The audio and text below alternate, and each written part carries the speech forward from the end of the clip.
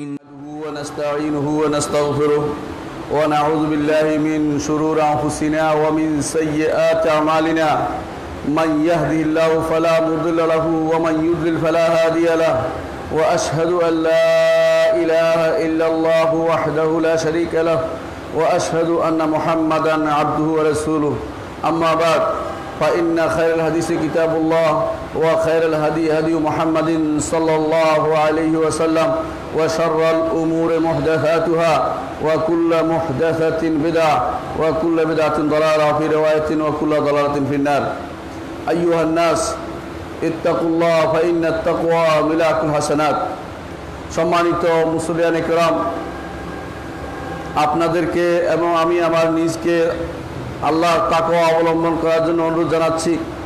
যেই তাকওয়ার জন্য আল্লাহ তাআলা প্রত্যেকটি ইবাদতকে তিনি বিধিবদ্ধ করেছেন, এই তাকওয়া অবলম্বন আমাদের জরুরি।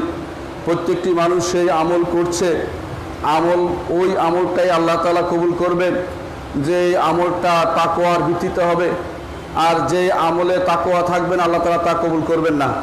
আল্লাহ তাআলা কোরআনে কারিমে বলেছেন, ইন্নামা ইয়াতাকাব্বালুল্লাহু মিনাল মুত্তাকিন, আল্লাহ তো শুধু যাদের অন্তরে তাকওয়া আছে তাদের আমল কবুল করেন, আর যাদের অন্তরে তাকওয়া নাই তাদের আমল আল্লাহ তাআলা কবুল করেন না।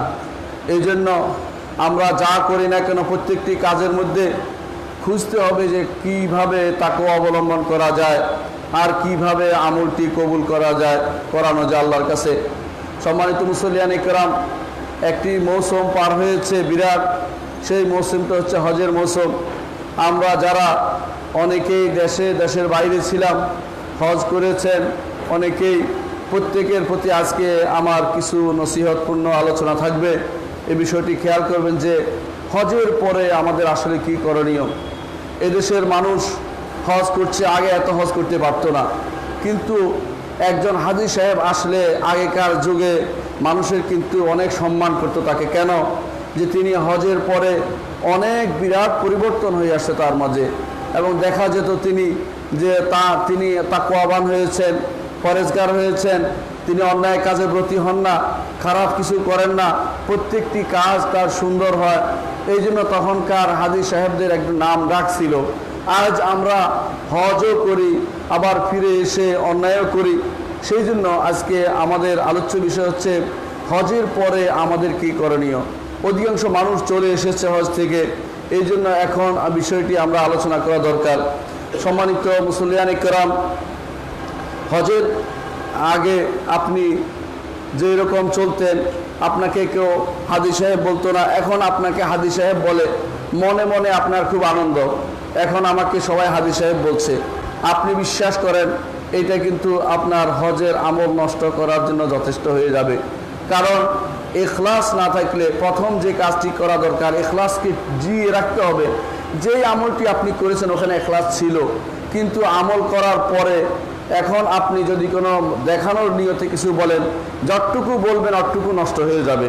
আগেরটা ঠিক ছিল, ঠিক থাকবে, যতটুকু প্রচার করে বেড়াবেন, যতটুকু মানুষকে শোনানোর জন্য করবেন সেটুকু নষ্ট হয়ে যাবে।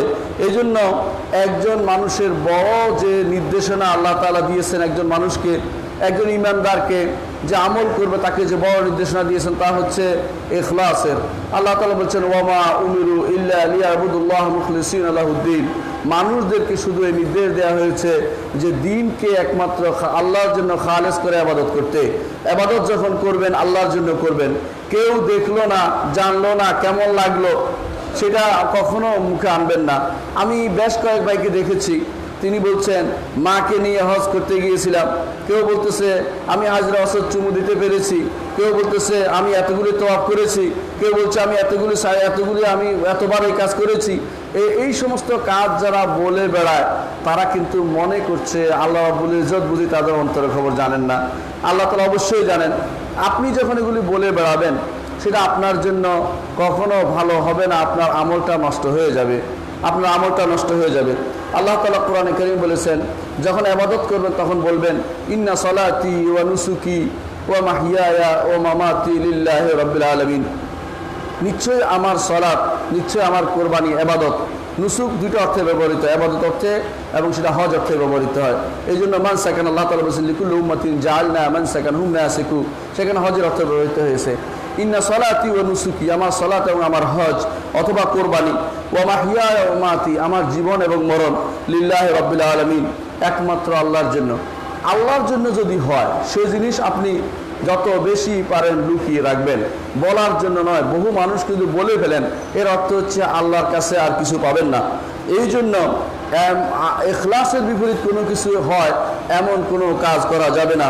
রাসূলুল্লাহ সাল্লাল্লাহু আলাইহি ওয়াসাল্লাম বলেছেন, ইন্না আখওয়াফু মা আখাফু আলাইকুম আশ-শিরকাল আসগর, ক্বালু ইয়া রাসূলুল্লাহ মা আশ-শিরকুল আসগর, ক্বালা আর-রিয়া। রাসূলুল্লাহ সাল্লাল্লাহু আলাইহি ওয়াসাল্লাম বলেছেন, আমি তোমাদের কাছে সবচেয়ে বেশি যে জিনিসটা ভয় করছি তোমাদের জন্য তা হচ্ছে রিয়া, তা হচ্ছে শিরকুল আসগর, তা হচ্ছে শিরকুল আসগর। শিরকুল আসগর, সাহাবায়ে কেরাম বললেন যে ইয়া রাসূলুল্লাহ শিরকুল আসগর কি জিনিস? রাসূলুল্লাহ সাল্লাল্লাহু আলাইহি ওয়াসাল্লাম বললেন রিয়া, অর্থাৎ লোক দেখানো। লোক দেখানো এটা শিরকুল আকবর হয়ে যায় যদি প্রথম থেকেই লোক দেখানোর উদ্দেশ্য করে থাকেন। আল্লাহর উদ্দেশ্য মোটেই না থাকে, আপনাকে হজ না করে আসলে ভোট দিবে না, আপনাকে হজ না করে আসলে মসজিদের মোতাওয়াল্লি বানাবে না, মানুষের টাকা, মানুষ বলতেছে আপনি টাকা পয়সা আছে হজ করেন না কেন, এটা পূরণ করার জন্য যদি যান তাহলে আপনি প্রথম থেকে আপনি শিরকে আকবরে লিপ্ত, শিরকে আকবরে লিপ্ত, বড় শিরকে লিপ্ত। আর যদি আপনি আমল করছেন আর উদ্দেশ্য হচ্ছে কিছু কিছু মানুষে দেখুক, কিছু বলুক, মাঝে মধ্যে ছবি তুলে পাঠিয়ে দিচ্ছেন, কখনো কখনো ঘোড়ায় উঠছেন, কখনো উঠে উঠছেন, পাহাড়ে উঠছেন, আর কিভাবে ছবি তুলছেন, কখনো কখনো দেখা গেছে আপনি পাথর মারতেছেন ইয়াতে জামরার মধ্যে, সেটাকে ছবি তুলে তুলে মারতেছেন, কখনো দেখে সেজদার মধ্যে আপনি বাঁকা হয়ে ছবি তুলতেছেন হাত দিয়ে। এগুলি কাকে দেখান? আল্লাহ রাব্বুল ইজ্জত কি আপনার অন্তরের খবর জানে না? আলা ইয়ালামু মান খালাকা ওয়া হুয়াল লাতীফুল খাবীর, যিনি সূক্ষ্মদর্শী, সব কিছুর খবর রাখেন, তিনি কি আপনার অন্তরের খবর জানেন না? আপনি কাকে দেখাতে যাচ্ছেন? বহু মানুষ আছে এরকম দেখায়, অনেকে আবার বলতেও থাকে আমার এততম হজ, আপনার কততম হজ। আমি আশ্চর্য হয়ে যাই কোনো মানুষের যখন দেখি, যখন ফেরার পথে অনেককে দেখেছি জিজ্ঞাসা করে আপনার কত নম্বর, উনি বলতে থাকে আমার এত নম্বর, উনি বলতে আমার এত নম্বর। এই জন্য একটা নাম্বারিং খেলা চলছে। আল্লাহ রাব্বুল ইজ্জতের কাছে এই নাম্বারিং কোনো মূল্য নেই। মূল্য হচ্ছে একটাই, সেটা একমাত্র আল্লাহর জন্য যেটা হবে, যেটা গোপন করা হবে, যেটা মানুষ রেখে দেবে সুপ্তভাবে, গুপ্তভাবে, যে একদিন কাজে লাগবে। আমার রাব্বুল ইজ্জত আমার কোনো কিছু নষ্ট করবেন না। ইন্নাল্লাহা লা ইউযিউ আজরাল মুহসিনিন, নেককারদের যারা ইহসান করবে, সুন্দরভাবে প্রত্যেকটি কাজ করবে, তাদের কোনো প্রতিফল, তাদের কোনো সওয়াব আল্লাহ তাআলা কখনো বিনষ্ট করবেন না। আল্লাহ ওয়াদা করেছেন, আল্লাহ ওয়াদা করেছেন। আল্লাহ তাআলা যে ওয়াদা করেন, ওমান আসদাকু মিনাল্লাহি কিলা ওমান আসদাকু মিনাল্লাহি হাদিসা, ওমান, আল্লাহ তাআলা কোরআনে কারীম অন্য জায়গায় বলেছেন যে আল্লাহ থেকে আল্লাহ তাআলা তিনি ওয়াদাল্লাহুল্লাযিনা আমানু, আল্লাহ ওয়াদা করছেন যে আল্লাহ তাআলা ওয়াদার থেকে উত্তম ওয়াদা আর কারো হতে পারে না। আল্লাহ তাআলা যেহেতু ওয়াদা করছেন আপনাকে যে আপনার প্রত্যেকটি আমল যেটা গোপনে আল্লাহর জন্য করা হবে তিনি হেফাজত করবেন, এটা মানুষের জন্য করছেন, এটা কিন্তু হেফাজত করা হবে না। এই জন্য রাসূলুল্লাহ সাল্লাল্লাহু আলাইহি ওয়াসাল্লামের সাহাবীরা বলছেন যে ইয়া রাসূলুল্লাহ শিরকে আসগর আপনি বলছেন, লোক দেখানো, এটা কি? এটা হচ্ছে সামান্য লোক দেখানো, কিন্তু প্রথম থেকে লোক দেখানোর উদ্দেশ্য হলে শিরকে আকবর হয়ে যাবে। সামান্য লোক দেখানোর চিন্তা আসলেই সঙ্গে সঙ্গে তাড়িয়ে দিতে হবে। কোনো কোনো আমলে হঠাৎ করে আসলে আপনি যখন মনে হলো যে এটা তো লোক দেখানো হয়ে যাচ্ছে, সঙ্গে সঙ্গে এটাকে ইখলাস আমল পরিবর্তন করতে হবে, নিয়ত পরিবর্তন করতে হবে, অবস্থার পরিবর্তন করতে হবে। যতক্ষণ না নিয়ত ঠিক করছেন ততক্ষণ আর সামনে আগাবেন না, অপেক্ষা করবেন যে আমার নিয়তটা ঠিক করে নেই। এইভাবেই হচ্ছে বাঁচতে পারবেন। রাসূলুল্লাহ সাল্লাল্লাহু আলাইহি ওয়াসাল্লাম তখন বললেন, ইউকালু লিমান ইয়াফআলু যালিকা ইযা জাআ আন-নাস বিআমালিহিম ইযহাবু ইলাল্লাযিনা কুনতুম তুরাউনা ফাতলুবু যালিকা ইনদাহুম, যখন মানুষ হাসরের মাঠে আমল নিয়ে আসবে তাদের, তখন আপনার আমল খুঁজে পাওয়া যাবে না। কি আমার আমল গেল কোথায়? আমল নামাতে আমার এত কাজ করেছি, এত হজ করেছি, এত উমরা করেছি, এত এত ডাক দিয়েছি, এত এত এই করেছি সেই করেছি, কোথায় গেল? তখন বলা হবে ইযহাবু ইলাল্লাযিনা কুনতুম তুরাউন, তাদের কাছে দেখো, তাদের কাছে তোমাদের কোনো এটার পুরস্কার পাও কিনা। কার কাছে যাবে? প্রত্যেকে সেদিন ইয়া নফসি ইয়া নফসি, প্রত্যেকে নফসের বিপদ, নিজের নফসের বিপদে নিয়ে আসে, আপনার কথা শোনানোর জন্য নয়। অনেক মানুষ আছে কাজ করার সময় মনে করে দেখুক, হোক, আমি এটা করছি। মনে রাখবেন এইটা হচ্ছে মানুষের সংকীর্ণ জ্ঞানের কারণে সেটা হয়ে থাকে। যে ব্যক্তি মনে করবে, যে ব্যক্তি বিশ্বাস করবে যে আমার রব্বুল ইজ্জত তিনি তিনি আমারও স্রষ্টা, তিনি সমস্ত সৃষ্টিকুলের স্রষ্টা, আসমান জমিনের স্রষ্টা। ওই স্রষ্টাকে না দেখাইয়া আমি আমার মতো আরেকটা সৃষ্টিকে কেন দেখাতে যাব? তারে দেখে আমার লাভটা কি? সে আমার কোনো উপকার করতে পারবে না, অপকার করতে পারবে না। সে তার কাছে কোনো আশা করা শিরিক হবে, তার ভয় কিছু করা সেটাও শিরিক হবে। তাহলে আমি তার জন্য কেন করব? এই জন্য প্রত্যেকটি মানুষের আমল করার সময় একমাত্র ইখলাস আল্লাহর জন্য যেন হয়েছে, আল্লাহর জন্য যেন কাজটি হয়, এই বিষয়টি যথাযথ খেয়াল রাখা। না হলে আপনার আমার এই আমলগুলো কবুল হবে না, এগুলো কষ্টই সার হবে। এই জন্য আমাদের ইখলাসের সাথে কাজটা করা উচিত। যেই কাজটি করে এসেছি তা যেন বলে বেরিয়ে তার কোনো আমল বিনষ্ট না হয়, এই বিষয়টি খেয়াল রাখা দরকার। ইমাম আহমদ হাদিসটি বর্ণনা করেছেন। অন্য এক হাদিসে আবু উমামা আল-বাহিল রাদিয়াল্লাহু আনহু বলেন, এক লোক রাসূলুল্লাহ সাল্লাল্লাহু আলাইহি ওয়াসাল্লামের কাছে আসে বলে, ইয়া রাসূলুল্লাহ, একজন মানুষ তিনি সওয়াবের আশা করেন, সাথে সাথে এটাও চান যে মানুষে আমার কথা একটু একটু স্মরণ করুক, মানুষে আমার কথা একটু একটু স্মরণ করুক যে আমি এই কাজটা করেছি। যেমন আপনি অনেকে দেখবেন মসজিদে দান করে, আবার মনে করে যে আমার নামটা খাতায় থাকুক, আমার নামটা খাতায় থাকুক, আমার নামটা উল্লেখ করুক, অথবা দানবীরদের নাম যে তালিকা হবে সেখানে যেন আমার নামটা উঠুক। বিশ্বাস করেন আপনার সেই সওয়াব পাবেন না, এগুলো এমনিই চলে যাবে, এমনিই চলে যাবে। আমি এমন বহু মানুষকে দেখেছি, সুবহানাল্লাহ, যখন আমার হাদিস প্রজেক্ট নিয়ে কাজ করছি, এখনো করে চলেছি, যারা টাকা দিয়েছে বলেও না একবার যে কে টাকাটা দিল।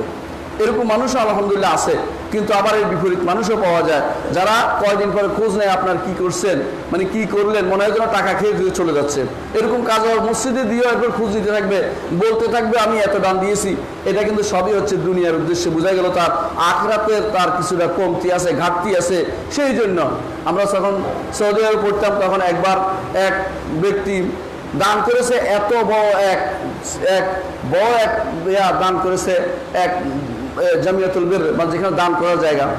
জিজ্ঞাসা করলো, কোথাও নামও লেখা নেই, কোথাও টেলিফোনও লেখা নেই, শুধু যে একটা বাক্স আছে, বাক্সের মধ্যে রেখে চলে গেছে। কোন ব্যক্তি এই 3 কোটি টাকা, 1 কোটি রিয়াল, কোন ব্যক্তি চিন্তা করবে যে এটা এইভাবে দিয়ে যাবে?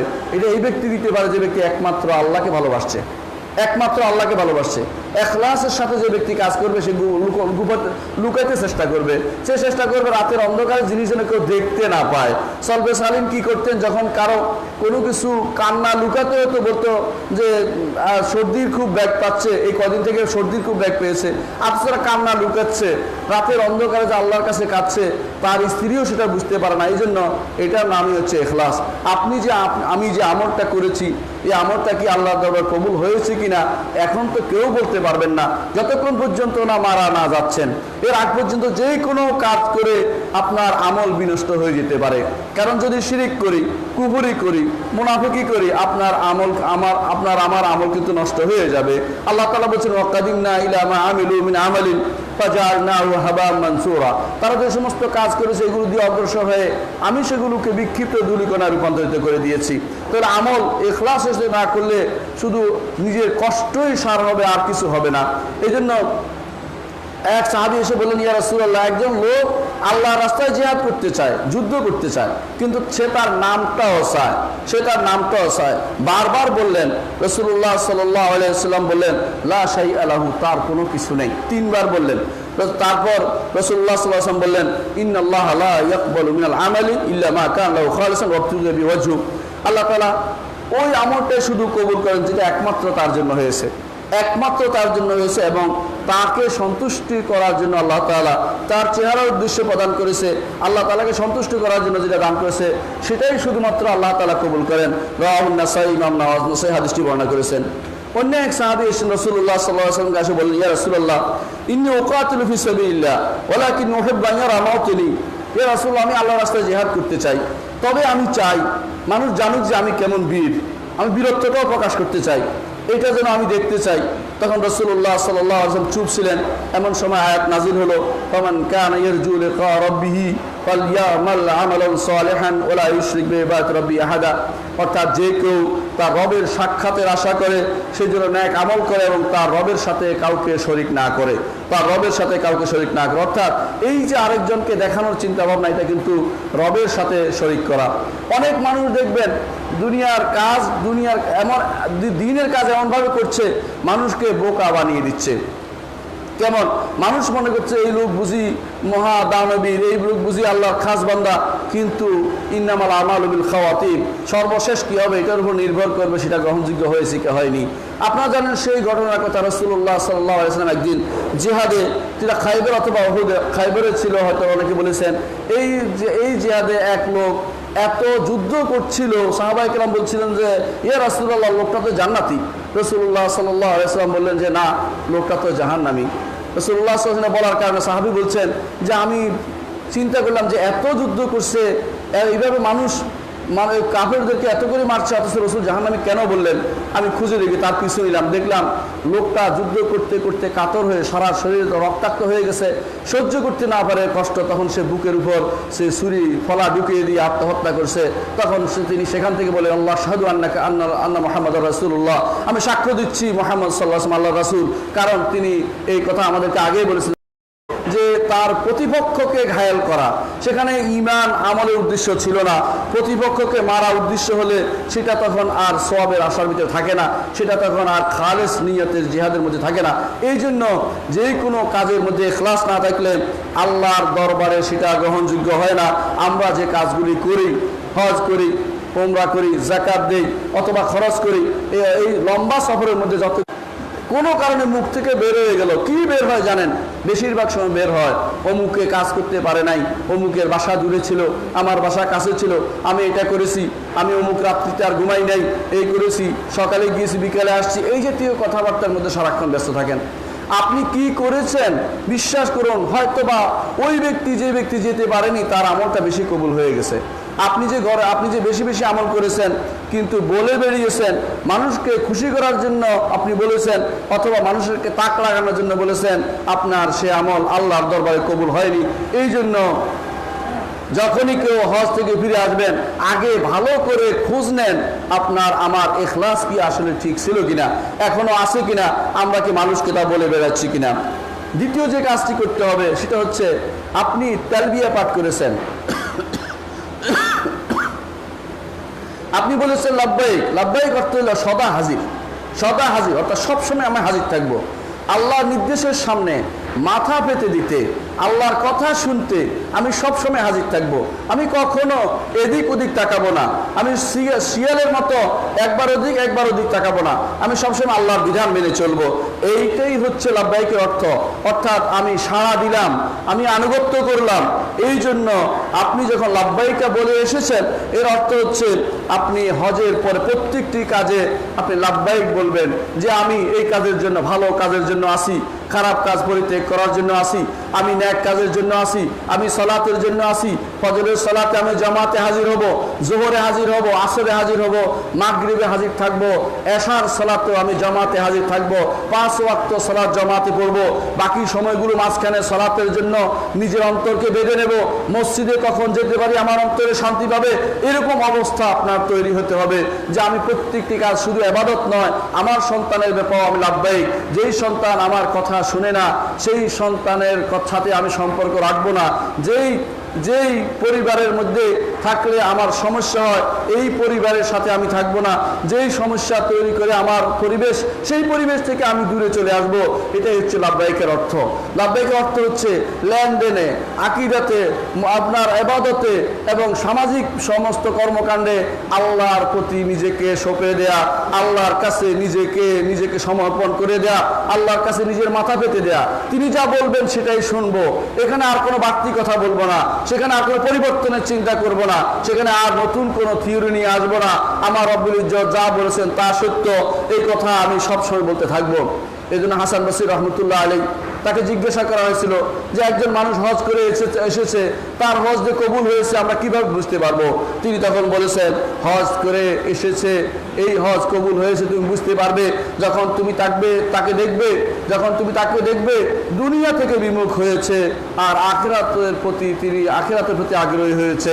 অর্থাৎ প্রত্যেকটি কাজে দুনিয়া বিমুখ হয়ে আখিরাতমুখী হয়েছে এমন মানুষকে তুমি বুঝতে পারবে তার হজটা আল্লাহর দরবারে কবুল হয়েছে। দুনিয়ার বুকে বহু মানুষ, বহু হাজী সাহেব দেখবেন যারা আগেও অন্যায় করতো এখন অন্যায় করে, আগেও খারাপ কাজ করতো এখনো খারাপ কাজ করে, আগেও সুদ খাইতো এখনো খায়, আগেও ঘুষ খাইতো এখনো খায়। কেউ কেউ তো বলে যে এখন আর হজ করে আসছি, সরাসরি খায় না, মাধ্যম দিয়ে খায়। অনেক মানুষ দেখবেন যারা বিশেষ করে বিভিন্ন ভূমি অফিস বা বিভিন্ন এই সমস্ত জায়গাতে চাকরি করে, অনেককে আমি দেখেছি নিজ চোখে যে তারা ঘুষ খাচ্ছে, তারা এটা কিছুই মনে করছে না, এটাকে একটা হালাল জিনিস মনে করে বসে রয়েছে। এই জাতীয় মানুষগুলো আমাদের সমাজে কিন্তু আছে এবং ইতিহাস সত্য কথা আপনারা নিজেদের বুকে হাত দিয়ে বলতে পারবেন যেটা হচ্ছেই হচ্ছে, কিন্তু আমরা কিছু বলি না। আমরা অনেককেই দেখি এটা করছে কিন্তু করতে পারি না। ওরা তো আপনারই সন্তান, ওরা তো আপনারই ভাই, আপনারই বন্ধু, আপনি কেন তাকে নসিহত করেন না? নসিহত করা তো আপনার উচিত। সে যদি হজ করে হজ আসি তাকে বলেন যে তুমি তো তালবিয়া পাঠ করেছ, আল্লাহর নির্দেশ মানার ওয়াদা করে এসেছ, আল্লাহর কাছে মাথা সঁপে দেওয়ার ওয়াদা করে আসছো, আল্লাহ প্রত্যেকটি কথা তুমি মানবে বলেছ, যে তার কোনো শরিক নাই, তার কথা তুমি মেনে চলবে, কিন্তু তোমাকে তো সে অবস্থায় দেখা যাচ্ছে না, তুমি এই কথা পরিবর্তন হচ্ছ না কেন? এভাবে অবশ্যই আপনার আমার চিন্তা করতে হবে যে তালবিয়া পাঠ করেছি, আল্লাহর ডাকে সাড়া দিয়েছি, এখন থেকে আর শয়তানের ডাকে সাড়া দিব না। আমি তালবিয়া পাঠ করেছি আল্লাহর জন্য, এখন থেকে আর গায়রুল্লাহর জন্য কোনো মানত করব না, আল্লাহ ছাড়া কারোর জন্য মানত করব না। আল্লাহর ডাকে সাড়া দিয়েছি, কারণ আমি জবাই করব না। আল্লাহর ডাকে সাড়া দিয়েছি, দেখে এসেছি মক্কা মদিনাতে কোথাও কোনো মাজার পূজা হয় না, আমি আর মাজার পূজাতে যাব না, মাজার পূজার বিরোধী কর্মকাণ্ডে আমি থাকবো। যারা মাজার পূজা করে তাদের থেকে আমি সংযোজন দূরত্ব বজায় রাখবো, তাদের থেকে সম্পর্ক ছিন্ন করব, তাদেরকে বুঝাবো, না হলে তাদের থেকে সম্পর্ক ছিন্ন করব। আমি যেই তালবিয়া পাঠ করে ওয়াদা করে এসেছি যে আল্লাহ তোমার ডাকে সাড়া দিচ্ছি, সাড়া দিতেই থাকবো, আমরণ আমি তোমার ডাকে সাড়া দিব। এই যে সাড়া দিব যে ওয়াদা করেছেন, এই ওয়াদা হচ্ছে এমন এক গুরুত্বপূর্ণ ওয়াদা যেটার কারণে আপনার জীবনের প্রত্যেকটি মোড় আল্লাহর দিকে ঘুরে যাবে। যত মূল্যবান জিনিস আছে আল্লাহর জন্য আপনি ব্যয় করতে সামান্যতম কোনটা হবেন না। আপনি বিশ্বাস করবেন মা ইনদাকুম ইয়ানফাদু ওয়া মা ইনদাল্লাহি বাক, যা তোমাদের কাছে আছে, আল্লাহ বলেছেন যা তোমাদের কাছে আছে তা নিঃশেষ হয়ে যাবে, যা আল্লাহর কাছে আছে তা অবশ্যই বাকি থাকবে। সুতরাং আল্লাহর কাছে যা আছে তা বাকি থাকবে, তোমাদের কাছে যা আছে তা নিঃশেষ হয়ে যাবে। বিশ্বাস করার পরে কোনো ব্যক্তি আর দুনিয়ার জন্য কাজ করবে না, কারণ আল্লাহর কাছে তুলে দিতে চাইবে। রাসূলুল্লাহ সাল্লাল্লাহু আলাইহি ওয়াসাল্লাম বলেছেন আল্লাহ তাআলা কেউ যদি আল্লাহর জন্য দান করে, আল্লাহ তাআলা সেটাকে এমনভাবে বাড়িয়ে তোলেন, যেমন তোমাদের কেউ একটি বাচ্চা বাড়িয়ে সেটার বাচ্চা বাড়াতে পুরো উপত্যকা করে গেল, আল্লাহ তাআলা তেমনি ভাবে সেই বাচ্চাকে লালন পালন মতো করে যে সামান্যতম দান হলো সেটাকে বাড়িয়ে অনেক বড় করে তোলে। সেখানে কোনো কিছুই সেখানে বাদ পড়বে না, আল্লাহ তাআলা সব কিছুকে যথাযথ হেফাজত করবেন। আপনি তালবিয়া পাঠ করেছেন, এই জন্য তালবিয়ার দাবি হচ্ছে এটা, যাবতীয় হারাম কাজ থেকে আমি দূরে থাকবো। হারাম কাজ কি? আজ বাংলাদেশের শুধু ঢাকা শহরেই 100-র অধিক ক্যাসিনো আছে। এই ক্যাসিনো কি হারাম না? এগুলি কি নিষেধ না?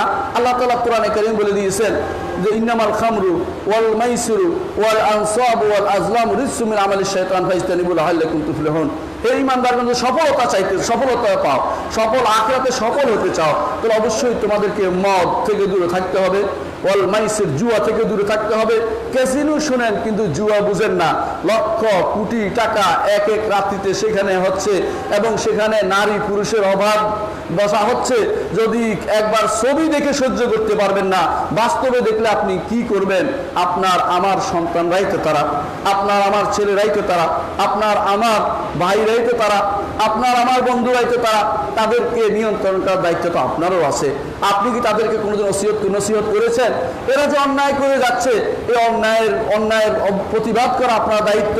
আপনি যে তালবিয়া পাঠ করেছেন, আপনি বলেছেন আল্লাহ আমি তোমার ডাকে সাড়া দিলাম, তো আপনার সে ডাকের সাড়ার কোনো লক্ষণ তো আমরা দেখতে পাচ্ছি না। এত মানুষ হজ করে, প্রত্যেকটি মানুষ যদি তার পরিবারকে নিয়েও চিন্তা করে তাহলেও কিন্তু আর অন্যায় থাকতে পারে না।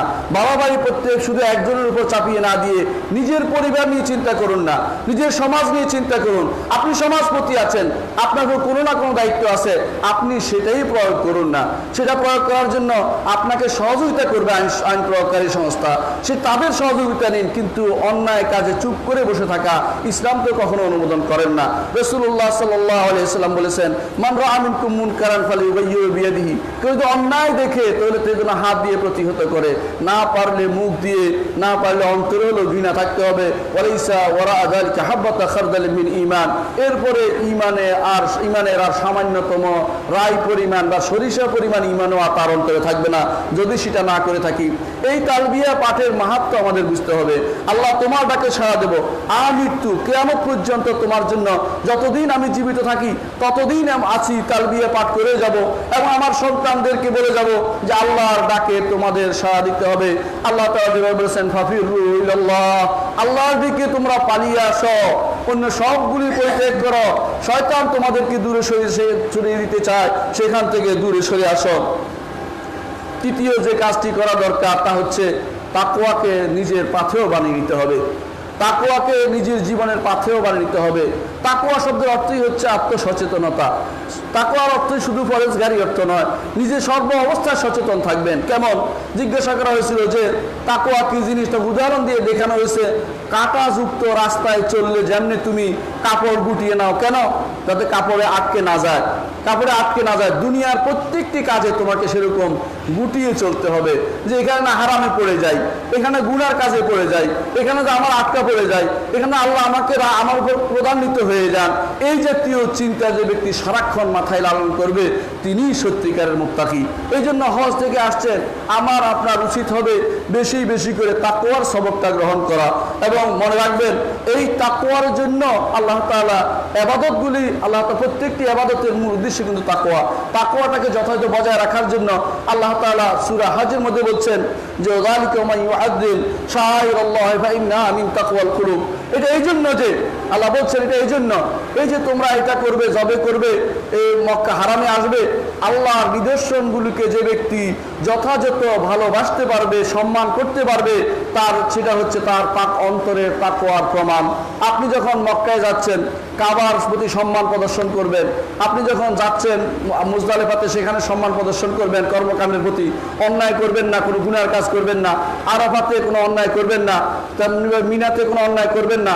যেখানে যেখানে আল্লাহর নিদর্শনগুলি রয়েছে, সাফা ওয়াল মারওয়াত আল্লাহর নিদর্শন অন্তর্ভুক্ত। আল্লাহ তাআলা বলেছেন, ইন্না সাফা ওয়াল মারওয়াতা মিন শাআইরিল্লাহ, আল্লাহর নিদর্শনগুলো যেখানে যেখানে দেখবেন সেখানে আপনি যথাযথ সম্মান প্রদর্শন করার অর্থই হচ্ছে আপনার অন্তরে তাকওয়া আছে, সেটা প্রমাণ করছে।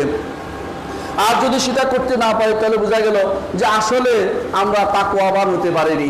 এই জন্য আল্লাহ তাআলা কোরআনে কারীমে বলেছেন যে তুমি জবে করছো, আমরা যারা দেশে ছিলাম তারা কিন্তু কোরবানি জবে করেছি, আর দেশের বাইরে যারা ছিল তারা জবে করেছে হাদি, বিশেষ করে যারা হজে ছিল হাদি জবে করেছে।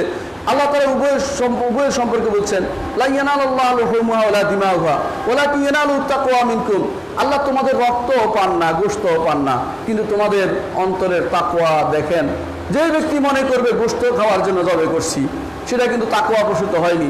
যে ব্যক্তি মনে করবে যে আমি আল্লাহকে খুশি করার জন্য দিচ্ছি, সবচেয়ে সুন্দরটা দিব, কাউকে বলে বেড়াবো না, ছবি তুলে বেড়াবো না, লাখ টাকার ছবি তুলবো না, পত্রিকায় দিব না যে আমি বড়টা কিনেছি, সেই ব্যক্তির কাজটা হবে তাকওয়া প্রসূত, কারণ সে আল্লাহর জন্য করেছে, কাউকে সে বলেনি।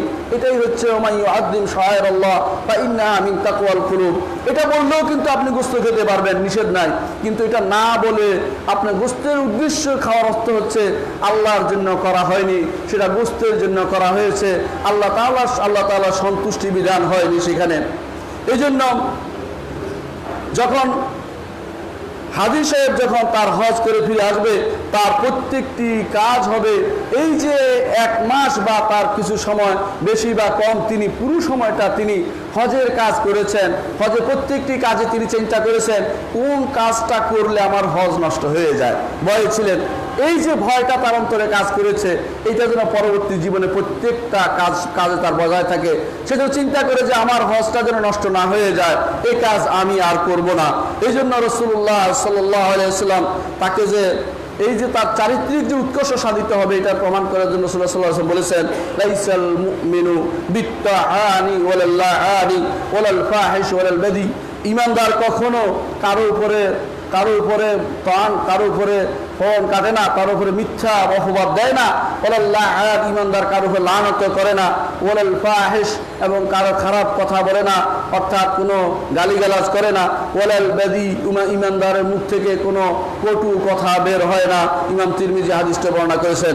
সুতরাং প্রত্যেকটি কাজে আমাদের হতে হবে যেভাবে আল্লাহ তাআলা পছন্দ করেছেন, সেই 30টি দিনে বা কিছু কম বা বেশি সময় আপনি মক্কা আর মদিনাতে সুন্দরভাবে জীবনযাপন করেছেন। দুনিয়াতে ফিরে আসার পরে আপনার এলাকাতে, আপনার বাড়িতে, আপনার দেশে ফিরে আসার পরেও সেই অবস্থাটা বিরাজ করবে আপনার অন্তরে, কারণ আল্লাহ তাআলা ওই উল্টা ফিরে যাওয়াকে অপছন্দ করেছেন। যারা পিছনের দিকে ফিরে যায় তাদের ব্যাপারে আল্লাহ তাআলা বলেছেন ওয়ালা তাকুনু কাল্লাতী নাকাদাত গাজলাহা মিন বা'দি কুওয়াতিন আনকাসা, তাদের মতো হইও না, ওই মহিলার মতো যে মহিলা সারা দিন ধরে সুতা কাটে কি জন্য? জামা বানানোর জন্য, কিন্তু বিকাল বেলা এসে আবার সেগুলিকে আউলে ফেলে আবার নতুন করে করতে থাকে। এটা কিন্তু ইমানদার হতে পারে। ইমানদার যে জিনিসটা একটা কাজ করলে চেষ্টা করে যে আমার কাজটা যেন হেফাজত হয়, আমার কাজটা যেন নষ্ট না হয়, এই জন্য প্রত্যেকটি কাজে সবসময় চিন্তা থাকতে হবে যে তাকওয়া বিনষ্টকারী কোনো, তাকওয়ার বিপরীত কোনো কাজ আমি করব না, যাতে করে আমার আমলগুলি নষ্ট না হয়ে যায়। তাকওয়ার সাথে সাথে একটি জিনিস দরকার, সেটা হচ্ছে ইস্তেকামাত, অর্থাৎ দৃঢ়তা। যেই কাজ আপনি করেছেন এই কাজ চালিয়ে যেতে হবে। হজের মৌসুমে যখন আপনি মক্কায় ছিলেন বেশি বেশি করে তাহাজ্জুদ পড়েছেন, এখন আর তাহাজ্জুদ পড়ার কথা মনে থাকে না। হজের মৌসুমে আপনি চেষ্টা করেছেন আউয়াল ওয়াক্তে, অথবা আপনি আউয়াল ওয়াক্তে সালাত আদায় করতে, এখন আপনি যদি কোনো সালাত আদায় করেন সর্বশেষ ওয়াক্তে, বোঝা গেল যে আপনার মধ্যে হজের কোনো তাসির হয়নি। আপনি হজের মৌসুমে চেষ্টা করেছেন ইমামের সাথে সালাত আদায় করতে, এখন আপনি যে একাকী সালাত আদায় করেন, বোঝা গেল আপনার মধ্যে এই দৃঢ়তা আসেনি, যে দৃঢ়তা আল্লাহ তাআলা চেয়েছেন। রাসূলুল্লাহ সাল্লাল্লাহু আলাইহি ওয়াসাল্লামকে এক সাহাবী বললেন, ইয়া রাসূলুল্লাহ, আমাকে একটি ওসিয়ত করুন, আপনার পরে আর কাউকে আমি আর জিজ্ঞাসা করব না। রাসূলুল্লাহ সাল্লাল্লাহু আলাইহি ওয়াসাল্লাম বললেন, কুল আমানতু বিল্লাহি সুম্মা ইসতাকিম, বলো আমানতু বিল্লাহ, আল্লাহর উপর ঈমান এনেছি, সুম্মা ইসতাকিম, তারপরে দৃঢ় থাকো। দৃঢ় থাকার অর্থ কি? যে আল্লাহতে ঈমান আনার অর্থ হচ্ছে তিনি আমার সব কিছু দেখছেন, আমার কর্মকাণ্ড অবলোকন করছেন, আমার প্রত্যেকটি কাজে তিনি সওয়াব দিবেন, তিনি আমার সব কিছু, তিনি আমার রব, তিনি সব কিছু তিনি দিতে পারেন, কেউ আমাকে কোনো উপকার করতে পারবে না তিনি না চাইলে। এই জন্য তার উপর দৃঢ় মনোবল নিয়ে, তার উপর ভরসা করে যদি কোনো ব্যক্তি থাকতে পারে, সত্যিকার অর্থে এটার নামই হচ্ছে ইস্তেকামত।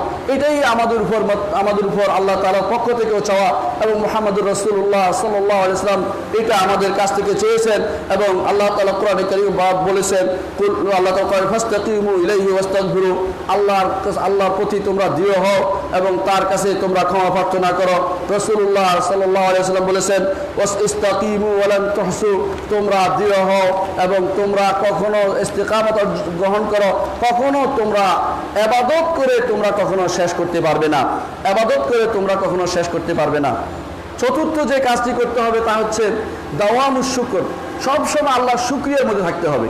আল্লাহ তাআলা আপনাকে নিয়ে গেছে, বহু মানুষকে কিন্তু হজে নেয়নি, বহু মানুষ কিন্তু পয়সাওয়ালা আছে, যেতে পারেনি, আপনি গেছেন, এই যাওয়ার বিনিময়ে আল্লাহর কাছে শুকরিয়া আদায় করেন, আল্লাহ তুমি আমাকে নিয়েছো। যেই কাজ আপনি করতে পারেন নিজের মনে করবেন না, যে আল্লাহর পক্ষ থেকে রহমত হয়েছে, বরকত হয়েছে, তিনি দয়া করে আমাকে এই কাজটি করতে দিয়েছেন। আমার মতো আপনার মতো অনেক ভাই আছে যাদের অনেক সামর্থ্য আছে কিন্তু হজ করতে পারেনি। আবার অনেকে আছে এই টাকা সে ব্যয় করছে ইউরোপ আমেরিকা, এই টাকা সে ব্যয় করছে ক্যাসিনোতে, এই টাকা সে ব্যয় করছে অন্য হারাম কাজে, কেউ দেখবেন কক্সবাজারে ব্যয় করছে লক্ষ লক্ষ কোটি টাকা, কেউ বা থাইল্যান্ডে ব্যয় করছে, ব্যাংককে জায়গায় ব্যয় করছে, কেউ বা সিঙ্গাপুরে ব্যয় করছে। আপনি যাচ্ছেন আল্লাহর সন্তুষ্টির জন্য, এটা কিন্তু আল্লাহর পক্ষ থেকে আপনার প্রতি বিশেষ রহমত। এই রহমতের শুকরিয়া আদায় করা দরকার। আর যে কোনো আনুগত্যের শুকরিয়া হচ্ছে, আল্লাহর আনুগত্যের শুকরিয়া হচ্ছে বেশি বেশি করে আনুগত্য করা, বেশি বেশি করে আনুগত্য করা। আল্লাহ যে আল্লাহকে হজ করার তৌফিক দিয়েছেন, আপনি বেশি বেশি সিজদায় পড়ে থাকেন, বেশি বেশি করে আল্লাহর শুকরিয়া আদায় করতে, আল্লাহ তুমি আমাকে সহযোগিতা করেছো, নাহলে কেউ আমায় করতে পারতো না, তুমি যদি আমাকে না নিতে কেউ নিতে পারতো না, তুমি আমাকে এদিকে ফিরিয়ে দিয়েছো, আমাকে তোমার ঘরের সাথে সান্নিধ্যে থাকার তৌফিক দিয়েছো, আমার বন্ধুদের অনেককে তুমি সেটা দেওয়া নাই। আল্লাহ তোমার দরবারে আমি মিনতি করছি, তোমার কাছে আমি শুকরিয়া আদায় করছি, তুমি আমার শুকরিয়া শুকরিয়া গ্রহণ করো। এই জন্য আলেমরা সবসময় আলেমরা এই শুকরিয়া আদায়ের বিষয়টি গুরুত্ব দিতেন। দেখুন আল্লাহ তাআলা দাউদ আলাইহিসসালামের কথা উল্লেখ করছেন। দাউদ আলাইহিসসালামকে বলছেন আমালু আলা দাউদ শুকরান ওয়া কালিলুম মিন ইবাদিয়াশ শাকুর। আলে দাউদ তোমরা শুকরিয়ার কাজ করো, কাজ করো। আমার শুকরগুজার বান্দা সবচেয়ে কম, আসলেই কম। আপনাকে সারা বছর দিলেও, আপনাকে সুস্থতা দিলেও আপনি বুঝতে পারেন না, আপনি সারাক্ষণ আল্লাহর বিরুদ্ধে কথা বলেন। যখন অসুস্থ হয়ে পড়েন তখন বুঝতে পারেন, হায় আমি যদি কোনো আর কয়টা দিন সুস্থ থাকতে পারতাম। আমরা যারা যেমন ডায়াবেটিসে আক্রান্ত, আমরা এখন বলি যে চিনি খাওয়ার যে লোভ সেটা সামলাতে পারছি না, কিন্তু আমাদের সে সুযোগ নাই। কিন্তু যতক্ষণ ছিল অতক্ষণ কিন্তু আমরা শুকরিয়া আদায় করতে পারি নাই। এই জন্য শুকরিয়া আদায় করা খুব গুরুত্বপূর্ণ জিনিস। আপনার আমার জন্য আল্লাহ তাআলা যেই নিয়ামত দিয়ে দিয়েছেন, এই নিয়ামত যদি শুকরিয়া আদায় করে সেটা বেড়ে যাবে। আল্লাহ তাআলা বলেছেন লা ইন শাকারতুম লা আযীদান্নাকুম, যদি তোমরা শুকরিয়া আদায় করো আল্লাহ তাআলা সেটা অবশ্যই বাড়িয়ে দিবেন এবং তোমাদেরকে তার দ্বীনের উপরে সাবেত কদম রাখবেন। এই জন্য রাসূলুল্লাহ সাল্লাল্লাহু আলাইহি ওয়াসাল্লাম কোনো আমল করলে শুকরিয়া স্বরূপ অর্থাৎ কৃতজ্ঞ বান্দা স্বরূপ তিনি সেটা করেই যেতেন। রাসূলুল্লাহ সাল্লাল্লাহু আলাইহি ওয়াসাল্লামের কোনো গুনাহ ছিল না। আল্লাহ তাআলা প্রথমে নির্দেশ দিয়েছিলেন তাকে ওয়ামিনাল লাইলি ফাতাহাজ্জাদ বিহি নাফিলাতাল লাক আসা আন ইয়াবআসাকা রাব্বুকা মাকামান মাহমুদা। রাতের বেলা আপনি তাহাজ্জুদ পড়বেন, অতিরিক্ত দায়িত্ব হিসেবে আপনাকে সেটা দেওয়া হচ্ছে। পরবর্তীতে আল্লাহ তাআলা তার সমস্ত গুনাহ ক্ষমা করে দিলেন। লিয়াগফিরালাকাল্লাহু মা তাকাদ্দামা মিন যামবিকা ওয়া মা তাআখার। রাসূলুল্লাহ সাল্লাল্লাহু আলাইহি ওয়াসাল্লাম তিনি তারপরে রাত জেগে ইবাদত করতেন। আয়েশা রাদিয়াল্লাহু আনহা বললেন, ইয়া রাসূলুল্লাহ আপনার তো সমস্ত গুনাহ ক্ষমা করে দেওয়া হয়েছে, আপনি কেন এত কষ্ট করে পা ফুলিয়ে রাত জেগে ইবাদত করছেন? রাসূলুল্লাহ সাল্লাল্লাহু আলাইহি ওয়াসাল্লাম বললেন, আফালা আকুনা আবদান শাকুরা, আমি কি আল্লাহর কৃতজ্ঞ বান্দা হব না? আমি কি শুকরিয়া আদায় করব না? তাহলে শুকরিয়া আদায় করার কারণে বেশি বেশি ইবাদতে থাকতে হবে। রাসূলুল্লাহ সাল্লাল্লাহু আলাইহি ওয়াসাল্লাম তিনি যখন কোনো আমল করতেন সেটা করেই যেতেন, একবার করে ছেড়ে দিতেন না। আয়েশা রাদিয়াল্লাহু আনহা সেটা বর্ণনা করেছেন। অন্য হাদিসে রাসূলুল্লাহ সাল্লাল্লাহু আলাইহি ওয়াসাল্লাম বলেছেন, আল্লাহর কাছে প্রিয় আমল হচ্ছে এমন আমলসমূহ যে আমলসমূহ বান্দা সব সময় করে, অর্থাৎ শুকরিয়া রেগে থাকে যে আল্লাহর কৃতজ্ঞতায় আমি যেন আমার জীবনের প্রতিটা মুহূর্ত ব্যয় করি।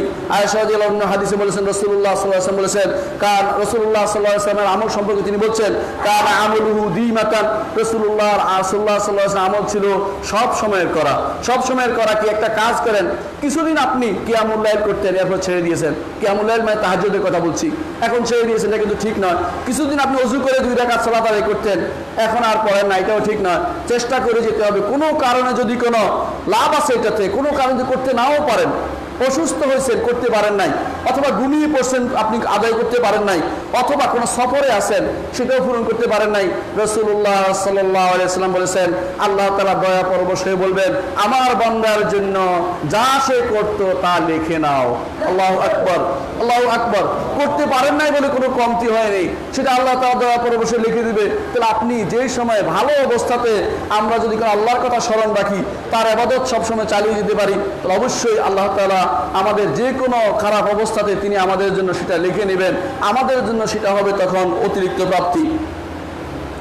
রাসূলুল্লাহ সাল্লাল্লাহু আলাইহি ওয়াসাল্লামের এক হাদিসে তিনি বলেছেন, মা মিন ইমরিন তাকুন লাহু সালাতুন বিলাইলি ফাগালাবু আলাইহা নাওমুন ইল্লা কুতিবা লাহু আজরু সালাতিহি ওয়া কানা নাওমু সাদাকা। কোনো মানুষ রাতের বেলা ইবাদত করত, কোনো কারণে ঘুম থেকে উঠতে পারেনি, আল্লাহ তাআলা সেই রাত্রির ঘুমটা হবে অতিরিক্ত সাদাকা তার জন্য, আর সেই রাত্রির সওয়াব তার জন্য লেখা হয়ে যাবে। সুতরাং আফসোস করার কোনো কারণ নাই। একদিন ছুটে গেছে, কি হয়েছে, পরের দিন করব। কিছু মানুষ আছে ছুটে গেলে মনে করে হায় রে ছুটে গেলে এখন আর কি করবো না, ছুটে গেলে পরের দিন আবার করুন। আপনার আমার হারানোর কিছু নেই, কারণ আমার রব্বুল ইজ্জত তিনি অতিরিক্ত অতিশয় তিনি দানকারী, তিনি কোনো কিছু কম দেন না। তিনি বান্দার অন্তর দেখে বান্দা চেয়েছিল কিন্তু কোনো কারণে তার থেকে ছুটে গেছে, এই আমলটা সে বান্দা করুক, আমি তাকে তার মাঝখানে যা ছুটে গেছে তা লিখে দেবো। আল্লাহু আকবার। সুতরাং এই জন্য বেশি বেশি করে আমাদেরকে আমল করে যেতে হবে। হজের মধ্যে যা যা করেছেন হজের পরে সেগুলো করে যেতে হবে। পঞ্চম যে কাজটি করতে হবে, হজের মধ্যে আপনার চারিত্রিক পরিবর্তন হওয়া দরকার। চারিত্রিক পরিবর্তন কি? দেখুন সালাতের ব্যাপারে চারিত্রিক পরিবর্তন আল্লাহ বলেছেন, ইন্না সালাতা তানহা আনিল ফাহশা ওয়াল মুনকার। সালাত আপনাকে অশ্লীল অন্যায় কাজ থেকে দূরে রাখে। আবার যাকাতের ব্যাপারে আল্লাহ তাআলা বলছেন, খুয মিন আমওয়ালিহিম সাদাকাতান তুতাহহিরুহুম ওয়া তুযাক্কিহিম বিহা। নেন তাদের কাছ থেকে সাদাকা, যা দিয়ে আপনি তাদেরকে পবিত্র করবেন। সদাকা যাকাত দিয়ে যাকাত দিলে পবিত্র হয়, অন্তর পবিত্র হয়, মালও পবিত্র হয়। অনুরূপভাবে আপনি সওমের ব্যাপারে বলা হয়েছে যে ইয়া আইয়ুহাল্লাযীনা আমানু কুতিবা আলাইকুমুস সিয়ামু কামা কুতিবা আলাল্লাযীনা মিন ক্বাবলিকুম লাআল্লাকুম তাত্তাকুন। সওম রাখলে আপনার অন্তর পবিত্র হবে। অনুরূপে হজের মধ্যে আল্লাহ তাআলা বলছেন, ফালা রাফাসা ওয়ালা ফুসুকা ওয়ালা জিদালা ফিল হজ। আপনার চারিত্রিক পরিবর্তন আসবে যখন আপনি ঝগড়া করবেন না, অশ্লীল কথা বলবেন না, পরস্পর খারাপ কথা বলবেন না, এবং পরস্পর হানাহানি মারামারি লাগবেন না, গুনার কাজ করবেন না। অবশ্যই আপনার সেই পরিবর্তন আসবে। কিন্তু একজন মানুষ যখন হজ করেছে, সালাত আদায় করে, হজ করে, যাকাত দেয়, সওম পালন করে, তার চারিত্রিক উৎকর্ষ সাধিত হয় না। এর অর্থ হচ্ছে তার আমল কবুল হচ্ছে না, তার আমল কবুল হচ্ছে না, কোথাও সমস্যা হচ্ছে। রাসূলুল্লাহ সাল্লাল্লাহু আলাইহি ওয়াসাল্লাম বলেছেন, কিয়ামতের মাঠে এক ব্যক্তি উঠবে, সে মানুষ কাউকে থাপ্পড় দিয়েছে, কাউকে আঘাত করেছে, কাউকে গীবত করেছে, তারা এসে তার সমস্ত ন্যাক আমল ভাগ করে নিয়ে যাবে। যখন দেখবে আর কোনো আমল তাদের বাকি নেই এই লোকের, তখন তাদের গুনাহগুলো এই লোকের কাঁধে উঠিয়ে দিবে। এটা আমরা বিশ্বাস করি, এটা হচ্ছে বাস্তব সত্য কথা। ইমাম আবু হানিফা রাহিমাহুল্লাহ তার ফিকহুল আকবরের মধ্যে উল্লেখ করেছেন এই জন্য যে এইটা বিশ্বাস করি আমরা যে হাসরের মাঠে হাসানাত এবং সাইয়্যাত দিয়ে প্রতিদান দেওয়া হবে। দুনিয়ার বুকে যে যাকে আঘাত করেছে সেদিন কোনো সম্পদ থাকবে না, এগুলি দিয়ে সেটা প্রতিদান দেওয়া হবে। রাসূলুল্লাহ সাল্লাল্লাহু আলাইহি ওয়াসাল্লাম এই জন্য বলেছেন, আতাদরুনা মানিল মুফলিস, তোমরা কি জানো সবচেয়ে কপটদক্ষিণ ব্যক্তিকে, ফকিরকে, অভাবীকে? সাহাবায়ে কেরাম বললেন যে ব্যক্তি মানুষের কাছে এক লোকমা দুই লোকমার জন্য ঘুরে বেড়াছে। রাসূলুল্লাহ সাল্লাল্লাহু আলাইহি ওয়াসাল্লাম বললেন, না, সেই ব্যক্তি নয়, ওই ব্যক্তি সবচেয়ে বেশি মুফলিস, সবচেয়ে বেশি পয়সাবিহীন এবং কপটদক্ষিণ ব্যক্তি হবে যে ব্যক্তি হাসরের মাঠে উঠবে পাহাড়ের মতো সে নেক আমল নিয়ে আসছে, সালাতিন ওয়া সাওমিন ওয়া যাকাতিন, এগুলি নিয়ে আসছে। সালাত আছে, সওম আছে, যাকাত আছে, হজ আছে, কিন্তু মানুষের হক নষ্ট করেছে। সবাই এসে তার হক নিয়ে যাবে আর সবার গুনাহগুলো তার কাঁধের উপর উঠিয়ে দেবে। এই ব্যক্তি হচ্ছে সত্যিকারের কপটদক্ষিণ, এই ব্যক্তি হচ্ছে সত্যিকারের ভিখারি। রাসূলুল্লাহ সাল্লাল্লাহু আলাইহি ওয়াসাল্লাম এই জাতীয় কাজ থেকে আমাদেরকে সাবধান করেছেন। ষষ্ঠ যে কাজটি করতে হবে তা হচ্ছে সবসময় জিকির এবং দোয়াতে ইস্তেগফারে লেগে থাকতে হবে। আল্লাহ তাআলা কোরআনে কারীমে বলেছেন, ফাইজা আফাদতুম মিন আরাফাতিন ফাজকুরুল্লাহ ইনদাল মাশআরিল হারাম। যখন আরাফাত থেকে আসবে তখন মাশআরিল হারামের কাছে আল্লাহর জিকির করতে বলেছে, আবার ইস্তেগফার করতে বলেছে। আবার এই জাতীয় জিনিসগুলো হজের প্রত্যেকটি কাজের মধ্যে জিকির ও দোয়ার কথা বলেছে। এর অর্থ হচ্ছে আমাদেরকে জিকির এবং দোয়া হজের পরে লেগে থাকতে হবে, ইস্তেগফার করতে হবে, ক্ষমা প্রার্থনা করতে হবে আল্লাহর কাছে। এর মাধ্যমে আমাদের জীবনটা সুন্দর হতে পারে। আর সপ্তম যে কাজটি করতে হবে সেটা হচ্ছে কাফারা। বেশি বেশি মনে রাখতে হবে যে আল্লাহর কাছে সর্বশেষ কাজটা আল্লাহর কাছে বেশি গ্রহণযোগ্য। হুসনুল খাতিমা যেটা হয়, গুনার কাফারা হয়ে যদি কোনো আমি উত্তমভাবে আমার জীবনটা সমাপ্ত হয়, এটাই হচ্ছে আমার আমল কবুল হওয়ার প্রমাণ। এই জন্য আহমদ ইবনে হাম্বল রাহিমাহুল্লাহকে জিজ্ঞাসা করা হয়েছিল কখন একজন মানুষ বলতে পারবে যে আমার আর কোনো সমস্যা নেই। তিনি বলেছিলেন, যখন সে জান্নাতে একটি পা রাখবে। এর আগ পর্যন্ত প্রত্যেকটি মানুষ সব সময় ভয়ে ভীত বিহ্বল থাকতে হবে এবং সাবধানে থাকতে হবে, কোনো কারণে যেন তার সর্বশেষ পরিণতি খারাপ না হয়, সর্বশেষ পরিণতি ভালো হয়, এই প্রচেষ্টা সে চালিয়ে যেতে হবে। সম্মানিত মুসল্লিয়ান কিরাম, মানুষ নিজের ভালো সবাই বুঝতে পারে। দুনিয়ার বুকে যত অপরাধ আছে, অপরাধ তো হবেই, বনি আদম গুনাহ করবেই, কিন্তু বনি আদমের জন্য আল্লাহ তাআলা একটি ভালো অবস্থা রেখে দিয়েছেন, যেটা অবশ্যই আমাদের চালিয়ে যেতে হচ্ছে ইস্তেগফার, ক্ষমা প্রার্থনা করতে হবে। আল্লাহর কাছে ক্ষমা প্রার্থনা করলে আল্লাহ তাআলা যে কোনো মানুষকে ক্ষমা করে দিবেন।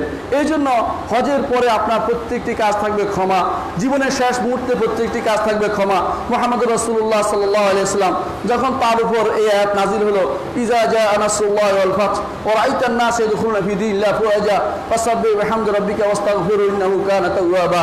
অর্থাৎ আপনার মিশন শেষ হয়েছে হে নবী, আপনি চলে আসবেন আমাদের কাছে। আপনার এখন বেশি বেশি দরকার আল্লাহর ইস্তেগফার করা।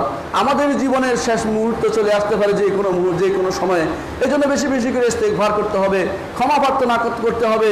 আদম আলাইহিস সালাতু ওয়াস সালাম ক্ষমা চেয়েছেন, তার মর্যাদা কমেনি। নূহ আলাইহিস সালাতু ওয়াস সালাম ক্ষমা চেয়েছেন, তার মর্যাদা কমেনি। ইব্রাহিম আলাইহিস সালাতু ওয়াস সালাম ক্ষমা চেয়েছেন, তার মর্যাদা কমেনি।